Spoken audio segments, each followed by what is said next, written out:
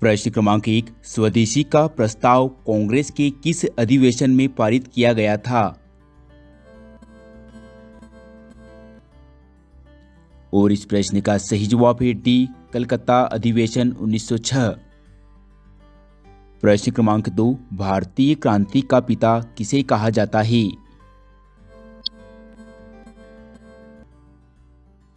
और इस प्रश्न का सही जवाब है डी, बाल गंगाधर तिलक को। प्रश्न क्रमांक 3, कांग्रेस के अधिवेशन की अध्यक्षता करने वाले पहले अंग्रेज कौन थे?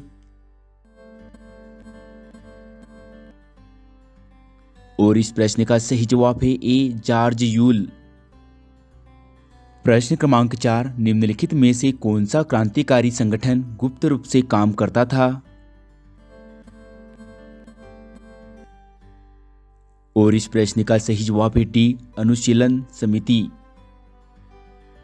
प्रश्न क्रमांक 5, 1907 में कांग्रेस का विभाजन गर्म दल और नर्म दल में किस अधिवेशन में हुआ था? और इस प्रश्न का सही जवाब है ए, सूरत। प्रश्न क्रमांक 6, झंडा सत्याग्रह के लिए किस शहर को जाना जाता है? और इस प्रश्न का सही जवाब है बी, नागपुर। प्रश्न क्रमांक 7, खिलाफत आंदोलन के प्रमुख नेता कौन थे? और इस प्रश्न का सही जवाब है बी, मोहम्मद अली और शौकत अली। प्रश्न क्रमांक 8, निम्नलिखित में से 1912 में दिल्ली षड्यंत्र किसके द्वारा रचा गया था? और इस प्रश्न का सही जवाब है ए, रास बिहारी बोस। प्रश्न क्रमांक 9, मानवता के लिए एक धर्म, एक जाति और एक ईश्वर का सिद्धांत किसने दिया था? और इस प्रश्न का सही जवाब है सी, श्री नारायण गुरु। प्रश्न क्रमांक 10, भारत में ब्रिटिश ईस्ट इंडिया कंपनी की पहली प्रेसिडेंसी कौन सी थी? और इस प्रश्न का सही जवाब है सी, सूरत। प्रश्न क्रमांक 11, दूसरा गोलमेज सम्मेलन लंदन में किस स्थान पर आयोजित किया गया था? और इस प्रश्न का सही जवाब है ए, सेंट जेम्स पैलेस। प्रश्न क्रमांक 12, spring tiger A study of A revolutionary किसकी जीवनी है? और इस प्रश्न का सही जवाब है सी, सुभाष चंद्र बोस। प्रश्न क्रमांक 13, भारतीय राष्ट्रीय कांग्रेस के अधिवेशन की अध्यक्षता करने वाली पहली महिला कौन थी? और इस प्रश्न का सही जवाब है डी, सरोजिनी नायडू। प्रश्न क्रमांक 14, कांग्रेस और मुस्लिम लीग के बीच बेहतर संबंध किस समय काल में रहे? और इस प्रश्न का सही जवाब है बी, 1916 से 1922 के बीच। प्रश्न क्रमांक 15, बंगाल के विभाजन को किसने रद्द किया था? और इस प्रश्न का सही जवाब है सी, लॉर्ड हार्डिंग। प्रश्न क्रमांक 16, 1857 के विद्रोह का सर्वाधिक प्रभाव किस राज्य में था? और इस प्रश्न का सही जवाब है सी, अवध राज्य में। प्रश्न क्रमांक 17, निम्नलिखित में से किस विधेयक के द्वारा ब्रिटिश ईस्ट इंडिया कंपनी की व्यापारिक गतिविधियां समाप्त कर दी गई? और इस प्रश्न का सही जवाब है बी, चार्टर अधिनियम 1833। प्रश्न क्रमांक 18, यह कथन किसने कहा था कि अंग्रेजों ने बंगाल में 1765 से 1772 के बीच लुटेरों का राज्य स्थापित किया? और इस प्रश्न का सही जवाब है सी, के.एम. पणिक्कर। प्रश्न क्रमांक 19, किस संधि के द्वारा अंग्रेजों ने बंगाल, बिहार और ओडिशा की दीवानी अधिकार प्राप्त किए? और इस प्रश्न का सही जवाब है सी, इलाहाबाद। प्रश्न क्रमांक 20 1909 में गांधी जी द्वारा लिखित पुस्तक हिंद स्वराज किस भाषा में लिखी गई थी? और इस प्रश्न का सही जवाब है सी गुजराती भाषा में। प्रश्न क्रमांक 21 सर्वप्रथम किसने अंग्रेजी में पहली भारतीय रचना लिखी? और इस प्रश्न का सही जवाब है ए काशी प्रसाद घोष। प्रश्न क्रमांक 22 सहायक गठबंधन स्वीकार करने वाले अंतिम मराठा प्रमुख कौन थे? और इस प्रश्न का सही जवाब है सी होलकर। प्रश्न क्रमांक 23 अंग्रेजों की सहायक गठबंधन की नीति का पहला शिकार कौन बना?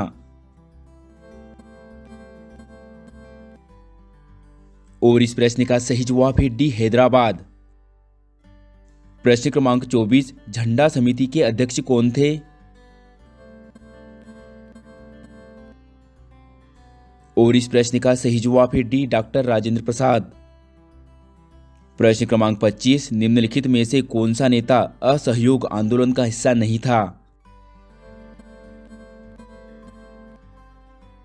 और इस प्रश्न का सही जवाब है बी मोहम्मद अली जिन्नाह। प्रश्न क्रमांक 26 बंगाल में मुस्लिम पुनर्जागरण का पिता किसे माना जाता है? और इस प्रश्न का सही जवाब है ए नवाब अब्दुल लतीफ खान। प्रश्न क्रमांक 27 भारत के अंग्रेजी भाषा को निर्देश का माध्यम कब बनाया गया था? और इस प्रश्न का सही जवाब है बी 1835 में। प्रश्न क्रमांक 28 भारत छोड़ो आंदोलन के दौरान सविनय अवज्ञा आंदोलन में गांधी जी के सबसे बड़े समर्थक कौन थे? और इस प्रश्न का सही जवाब है बी सरदार वल्लभ भाई पटेल। प्रश्न क्रमांक 29 भारत विभाजन के विरोध में 3 जुलाई 1947 को किसने काला दिवस के रूप में मनाया? और इस प्रश्न का सही जवाब है सी हिंदू महासभा ने। प्रश्न क्रमांक 30 1939 में कांग्रेस के त्रिपुरी अधिवेशन में कांग्रेस का अध्यक्ष कौन था? और इस प्रश्न का सही जवाब है सी सुभाष चंद्र बोस। प्रश्न क्रमांक 31 भारतीय क्रांतिकारियों की माता किसे कहा जाता है? और इस प्रश्न का सही जवाब है सी मैडम भिकाजी कामा। प्रश्न क्रमांक 32 निम्नलिखित में से किस बंगाली लेखक ने हिंदी को भारत की राष्ट्रभाषा बनाने का सुझाव दिया था?